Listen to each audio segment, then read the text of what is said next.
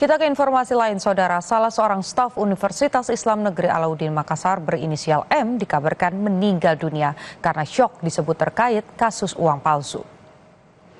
Diketahui M meninggal pada Jumat 6 Desember 2024, diduga terkena serangan jantung setelah mendengar kabar tersangka MN ditangkap oleh Polres Goa. M diduga syok dengan penangkapan para tersangka.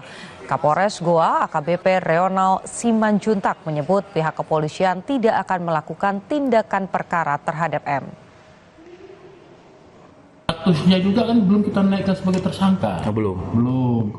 Dan belum kita periksa juga sebagai saksi. Jadi karena yang bersangkutan sudah meninggal sebelum proses penyidikan ini, jadi kami tidak pernah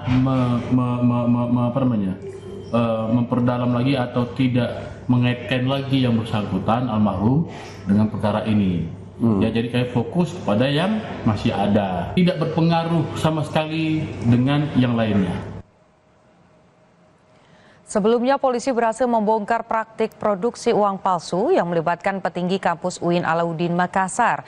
17 orang ditahan karena diduga terlibat dalam kasus ini. Dari hasil penggeledahan di kampus UIN Alauddin, polisi menyita 98 barang bukti, diantaranya mesin cetak serta uang palsu sebanyak ratusan triliun rupiah, termasuk mata uang asing palsu.